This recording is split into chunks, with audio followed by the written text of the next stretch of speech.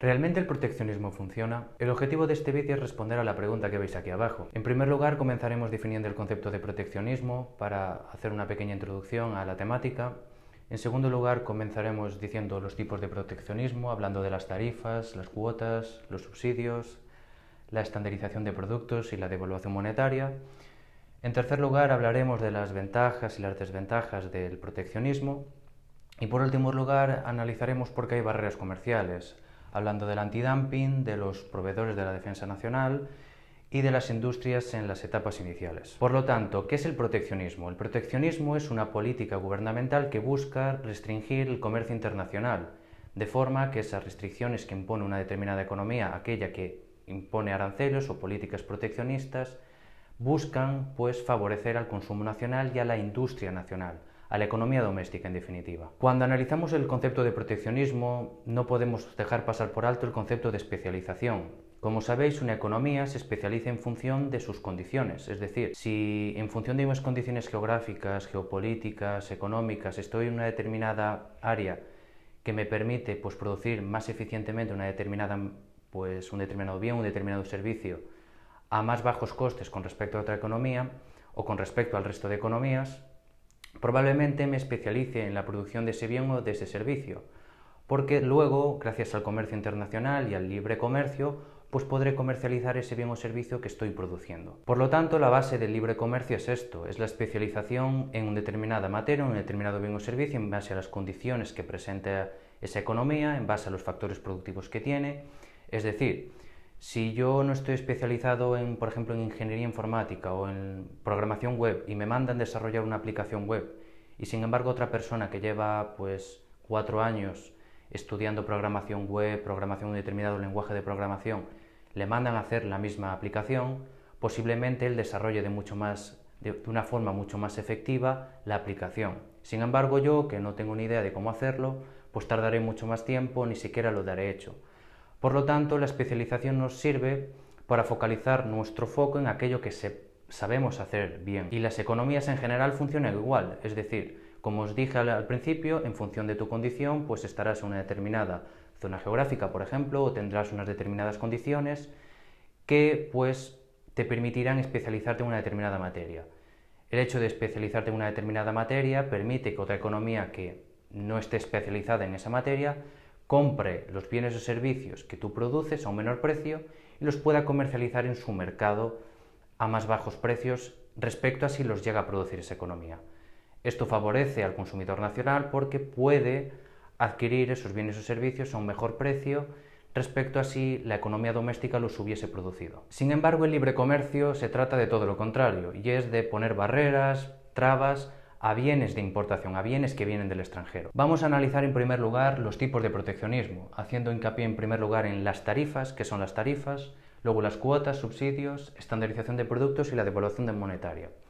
En primer lugar, ¿qué son las tarifas? Las tarifas son una herramienta que utilizan los gobiernos para incrementar en una determinada cuantía, suele ser un porcentaje sobre el precio del bien de importación, el precio de venta al que se va a vender ese bien o servicio dentro de una determinada economía.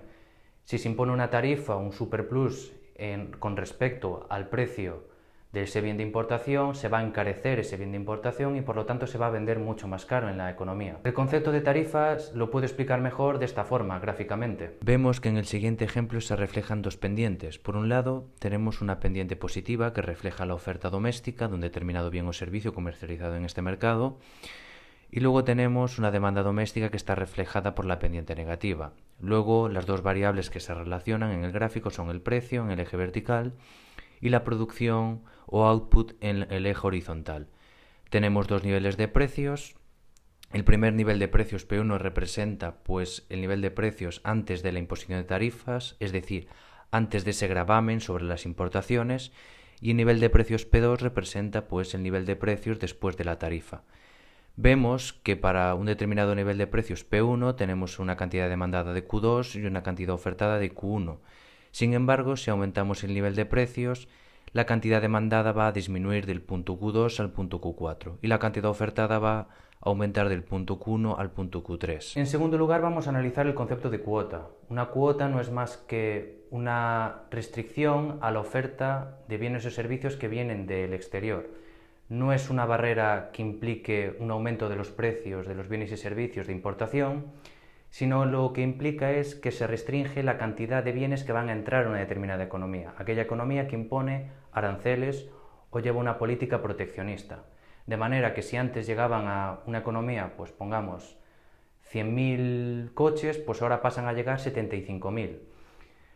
El hecho de que se restrinja la cantidad ofertada por una determinada economía del exterior hace que, para una determinada demanda doméstica de esos bienes o servicios, la cantidad ofertada exterior sea menor y, por lo tanto, esa demanda, el diferencial de demanda que se tiene que sufragar como consecuencia de la caída en la oferta de bienes y servicios que provienen del exterior, se consigue pues demandando bienes domésticos. De esta forma lo que se consigue es que esa reducción implique que el consumidor nacional consuma, pues en este caso, coches producidos en el territorio nacional. Si atendemos al gráfico que os muestro a continuación, vemos que de nuevo se relacionan dos variables. Por un lado tenemos el precio y por otro lado tenemos la cantidad que se produce.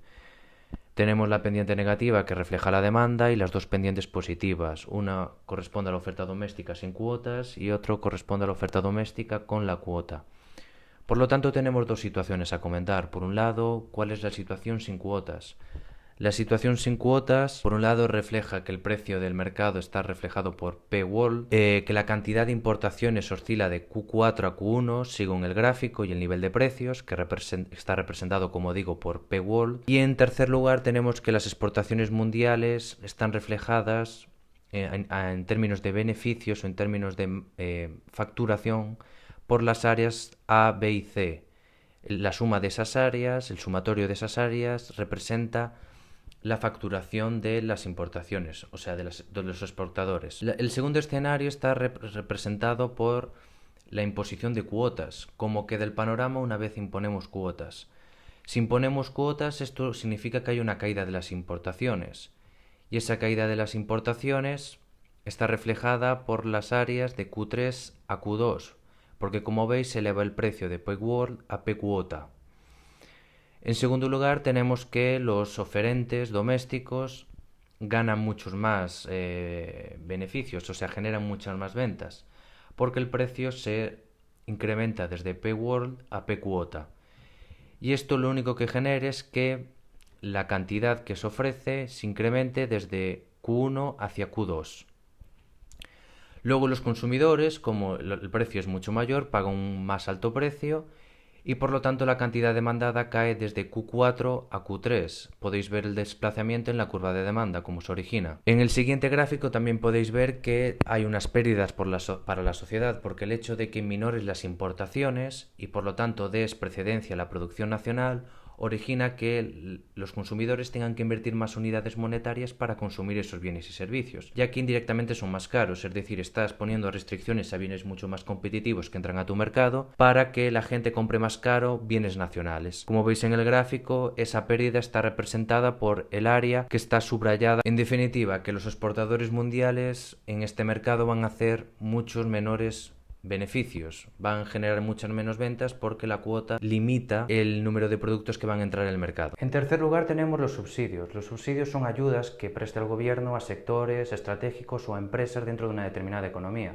Lo estamos viendo actualmente con la crisis de la COVID-19. Los gobiernos, gracias al Banco Central de cada país, en Europa está el Banco Central Europeo, pues se benefician de las inyecciones de liquidez y realizan préstamos a muy bajo tipo de interés, a prácticamente el 0%, o ya directamente transferencias a estos sectores estratégicos o a estas empresas para que estas mismas tengan la liquidez para seguir, pues en nuestro caso, en España, pagar los ERTEs o hacer frente a aquellas obligaciones que hayan contraído durante el ejercicio fiscal o en pasados ejercicios.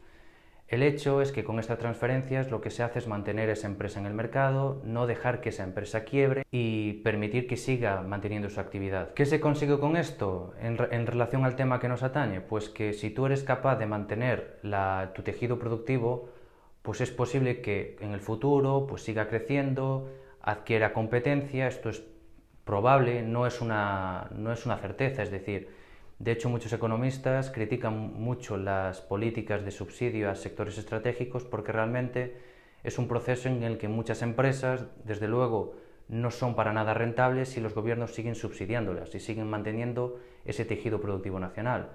Pero como el proteccionismo se basa en eso, en mantener o proteger la industria nacional, el subsidio es una herramienta que utilizan los gobiernos para mantener ese tejido productivo. La estandarización de productos es otro tipo de proteccionismo, es decir, si un bien que viene del extranjero no cumple las condiciones óptimas para ser comercializado en una determinada economía, pues se van a imponer restricciones a ese bien o servicio, porque a lo mejor no está cumpliendo las condiciones fitosanitarias o los estándares que debe cumplir un producto para que se comercialice en esa economía. Por lo tanto, este tipo de barreras ya son más para mantener la seguridad dentro de una economía. Por último lugar, me gustaría hablar de la devaluación monetaria. La devaluación monetaria es una técnica, una herramienta que permite a los gobiernos aumentar las exportaciones. Si China, por ejemplo, y el Banco Popular chino devalúan su moneda, pues una economía extranjera como España o cualquiera de la Unión Europea o incluso Estados Unidos, ya que trabaja en euros y en dólares, tiene que utilizar menos unidades monetarias para comprar yuanes y de esta forma utilizar esos yuanes para comprar bienes o servicios. Esto favorece, como veis, a las exportaciones, pero perjudica a las importaciones.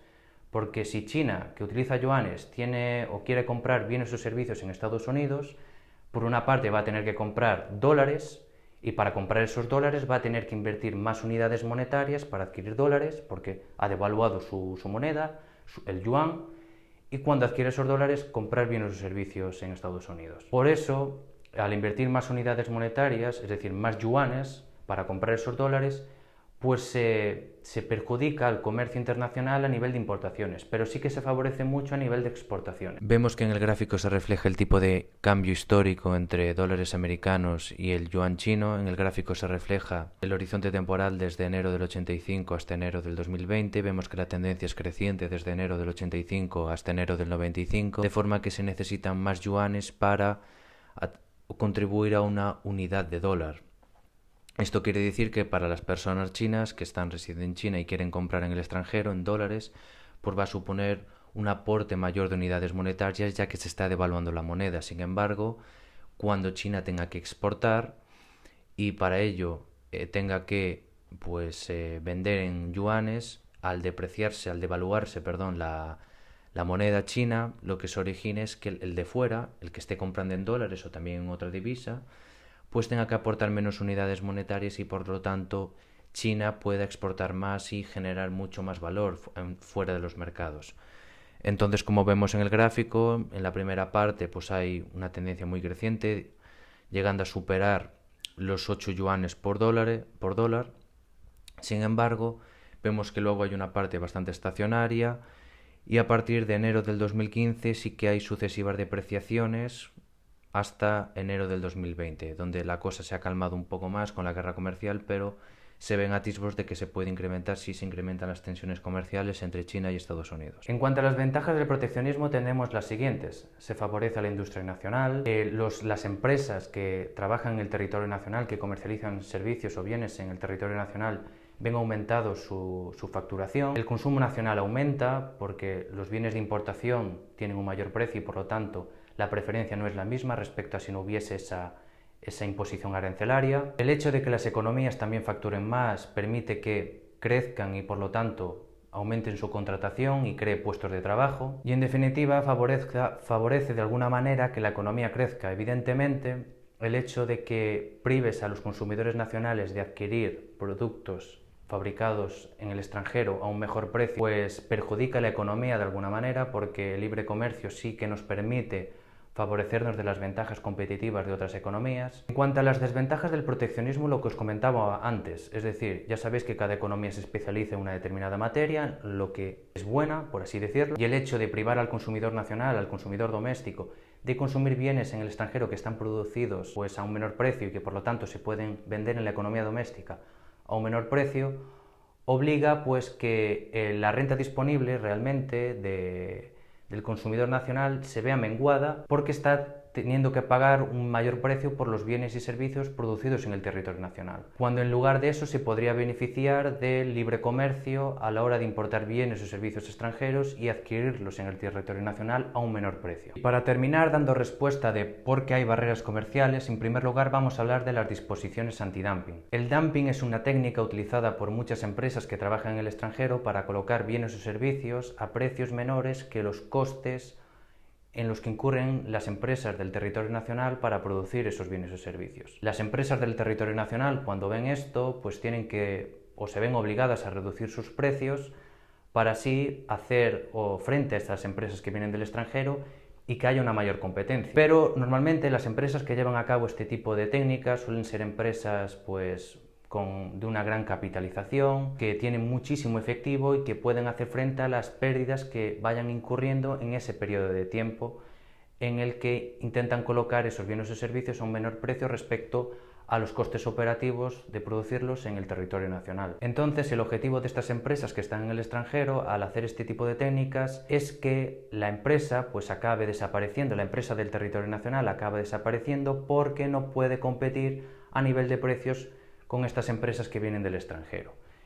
Y el hecho de que desaparezca el tejido productivo nacional, el tejido productivo doméstico, pues implica que indirectamente o directamente, mejor dicho, estas empresas que vienen del extranjero intenten consolidar un monopolio en la economía doméstica y luego establecer ellos el nivel de precios. Ante este tipo de actuaciones, los gobiernos o algunos gobiernos que suelen imponer aranceles o barreras comerciales llevan a cabo las disposiciones antidumping. Y eso implica establecer una pequeña tarifa, como os comenté anteriormente, a esos bienes de importación para que no compitan de forma desleal con los productos producidos en el territorio nacional y no obliga a estas empresas, con el paso de los años, a desaparecer y a que posteriormente instalen un monopolio dentro de esa economía. En segundo lugar, tenemos los proveedores de la defensa nacional. Lo que buscan muchas economías es no ser muy dependientes con respecto a otra en determinados asuntos, y sobre todo cuando se trata de proveer material de armamento y todo tipo de armas. Aquí lo que se trata es de no caer en la dependencia con respecto a otra economía y que siempre que haya un problema, poder hacerle frente sin ningún tipo de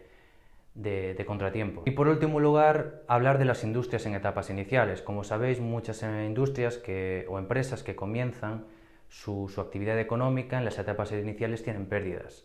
Lo que se busca con el proteccionismo es ayudar a estas empresas para que los bienes que vienen del extranjero y que tienen un alto grado de competitividad no desplacen a estas empresas que están iniciando su etapa empresarial.